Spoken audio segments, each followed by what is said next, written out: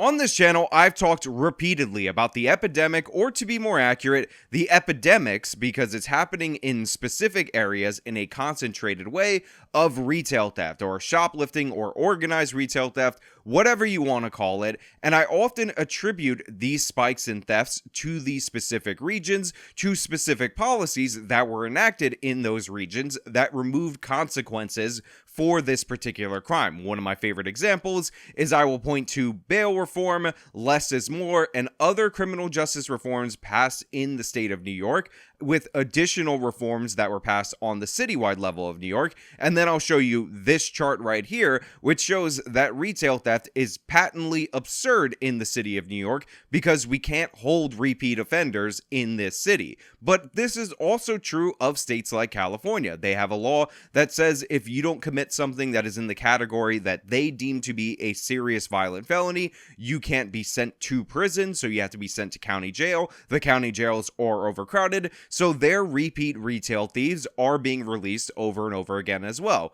Well, guess what? This also works from Portland, but today we're going to do something a little bit different. You're not going to hear me make this case. You're going to hear somebody who is eventually caught for an organized retail theft ring explain how he's fully aware of the woke criminal justice policies and how he takes advantage of them in order to succeed as a criminal. But before we get into that, I want to say thank you to everybody who signed up actualjusticewarrior.com/join. Give me the money. Give me the money. Okay? And thank you to the podcast listeners, Spotify, Apple, and Google's podcasting platform. Stores hit by organized retail crime as they report brazen shoplifting. And now some stores are changing the way they operate in order to try and curb the crime. Retail theft has captured the headlines. And over the past year, we've gone deep to try and understand the issue. We've talked to store owners, neighbors, loss prevention, and prosecutors.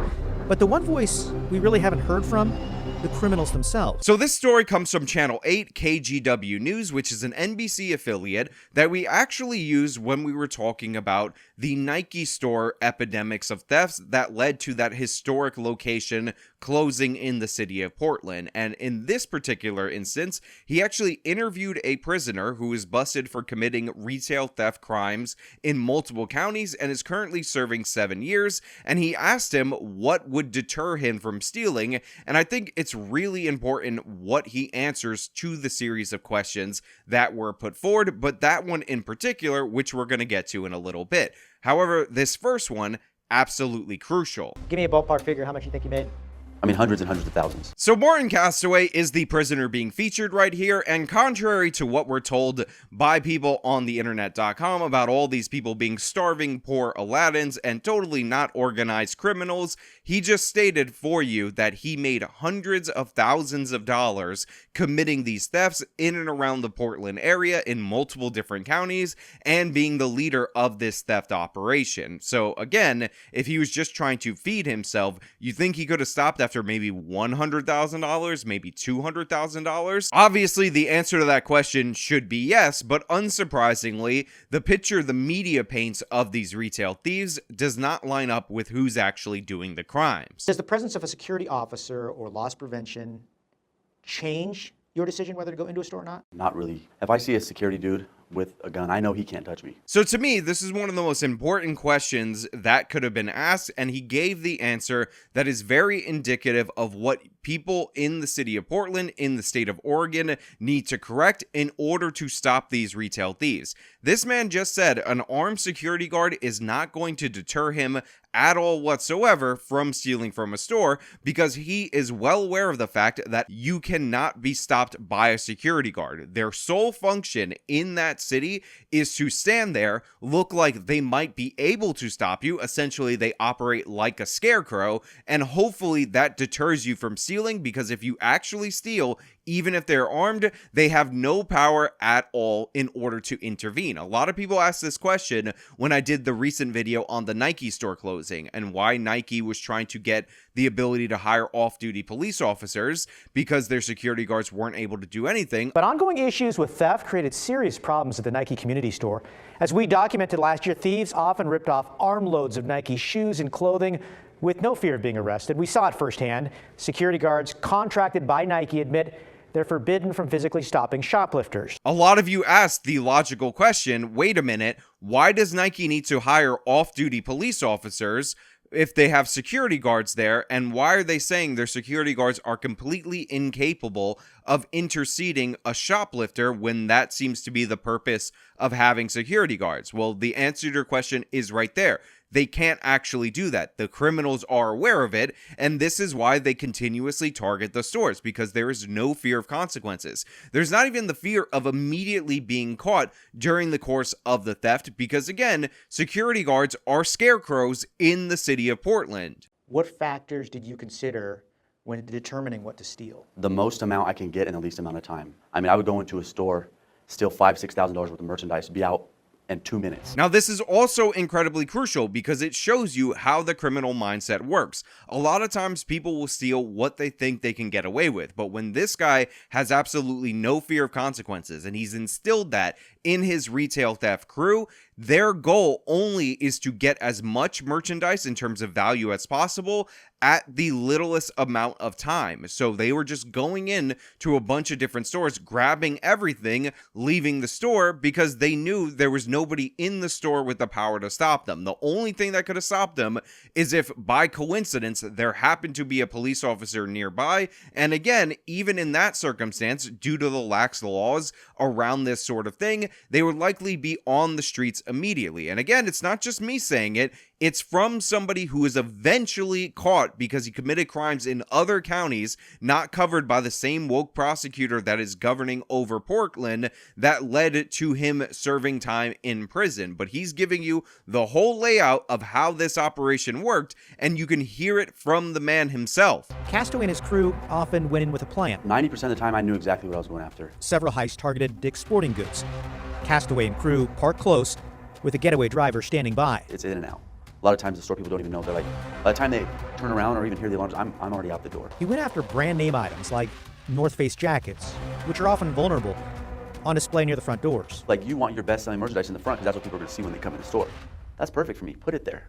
I'm gone with it faster that way. We're often told that these kind of operations where they just run in, grab stuff, and run out are not organized, they're not well planned out, they're brutish operations committed by desperate people. But as we can see by the video and by the narration from this wonderful segment, by the way, it will be linked in full in the description so you can check it out, these are the most organized types of crimes. If they put cables in between them, guess what? He comes in with the wire cutters at the ready in order to cut it out. Anti-theft devices like security ties that tether merchandise to the rack might slow him, but wouldn't stop him. And if it had a cable on it, I don't care. I have a pair of cutters in my pocket that say this stuff's mine anyways. Castaway stole armloads of jackets right off the rack, then bolted out the door with sensors flashing. Employees stood helpless. And again, he's fully aware of the fact that store employees are told not to intervene, that security guards can't really do anything except intimidate you, and he's aware of where the valuable merchandise is, and he gets it as quick as possible. What can be done in our community to help reduce shoplifting? I would say more treatment programs. Would tougher laws or penalties change this?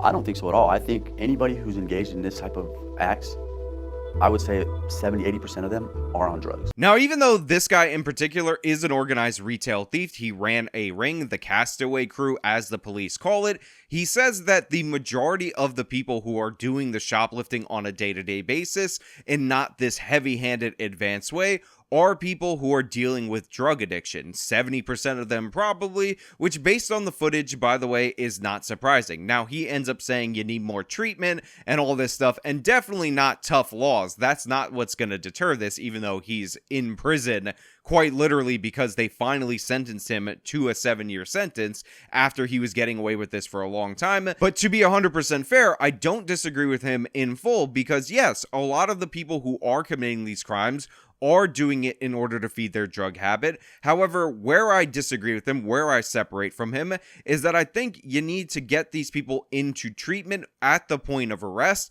and you have to hang consequences over their head, jail time, in order to direct them over there. We've seen in San Francisco that they've tried to get the addicts off the street. They'll round up a bunch of them, they'll pop them for warrants, they'll suggest rehab on a voluntary basis, and they'll get a 0% uptake. These people need a kick in the butt. If you keep releasing them over and over again, and they can continually steal and then feed their drug habit, and then steal, then feed their drug habit, guess what? That is not a solution. That is not going to work out. That is not enough of a disincentive in order to counteract the incentive of being addicted to drugs. Now, this guy, he tries to tell his sad story at one point that he was addicted to meth and he was also addicted to video poker. I will express to him clearly and as concisely as possible that I do not give a damn about your video poker addiction or your meth issue. You were running a theft ring. The idea that you were in so much pressure and all that is just nonsensical. Maybe that's why you wasted the $100K, but pretending that this guy would have been solved if we would have sent him to treatment when he had the option of treatment available to him and he was making hundreds of thousands of dollars, to me, just doesn't really square. I love selling stuff to women. They love to buy stuff. So Coach purses, perfumes, makeups from Ulta. So you used a Coach purse as an example. I mean, that's an expensive purse. Where do you unload something like that?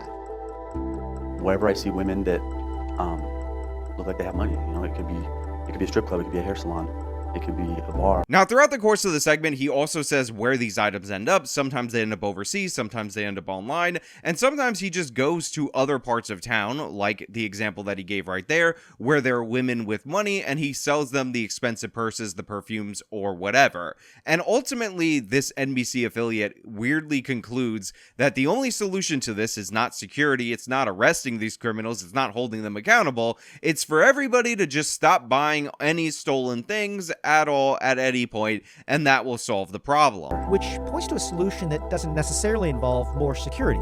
Specifically, maybe people should stop buying stuff that's stolen online, in flea markets, or even on the street. Look, I want to be 100% clear. You should not buy stuff that you know is stolen. It is wrong, it's immoral, and it does, in fact, fuel these people to continue to steal because obviously they're trying to sell it to a customer base. However, and this should be made perfectly clear, the statement from the local news guy at the end of this is completely asinine and incredibly stupid. He said earlier in the segment that a lot of these products end up being sold overseas. What happens after these items are stolen? It could end up in another country, it could end up local bar, it could end up down this, anywhere. So the idea that a problem that is concentrated in areas where they changed laws around retail theft, went softer on offenders, can only be solved by not changing those laws back and enforcing the law, but by convincing everybody, including people overseas, to stop buying these items. It's so absurd, it shouldn't have even been uttered by this guy. And just because this prisoner told you that harsher sentence is totally not going to work, I mean, he's totally not biased. He's 7 years for his organized retail theft, and you shouldn't do that. You're just going to eat that up and present that like it's worthy of an actual valid point on your segment. No, not about it. This guy normally does a good job, and I get he's throwing it out there for the everyday people, but obviously he's not understanding the breadth of this problem. He didn't really catch what he said about the overseas market, and again, it should be much simpler to go back to laws that existed before they decided to defund the police, before they decided to remove these consequences, before the Black Lives Matter riots, when retail theft was significantly down from where it is. I mean, I'm not asking for anything crazy. A lot of people try to sell you political philosophies that will bring us back to like the unionization of the 1950s, as if today to the 1950s isn't forever ago. All I'm saying is we can put back in the laws back in 2019 and pretty much solve this problem. Maybe in Portland, maybe in California, you have to go back to the laws in 2016, but I'm not even talking about going back in terms of our legal structure more than a decade in order to address the situation as it has come up, as it is impacting us. And by the way, the consequences are real. I talked about the Nike store being closed in my last video. I've talked about a bunch of other stores in Portland and these major cities. When they close, people have to pay higher prices for groceries or whatever at other places. You end up in situations where these low-wage workers are losing their jobs. The storefronts get abandoned. Then they become dens of drug use and whatnot. That blight brings down property value. And what we we see by leaving these thieves on the street is that they're actually hollowing out the communities that they're stealing from. They're driving them into poverty because nobody wants to invest in an area where anything and everything can be stolen and there's no consequences for it. I caught this video from Nate the Lawyer on, I believe it was the Portland Nike store, where he said something like out of 5,000 reported thefts in the city of Portland, they made 36 arrests, and obviously that is not good enough. That is not a strong enough deterrent, and something needs to be done. We see surveillance video after surveillance video, people hitting the same stores each and every day, and that failure needs to be addressed if you want to save any of these cities. But hey, those are just my thoughts. Let me know your thoughts down in the comments below. If you like the video, show them by leaving a like, subscribe for more content, follow me on all my social medias, support me via the support links in the description of this video. This has been me talking about a criminal explaining how the laws are helping him steal. Till next time.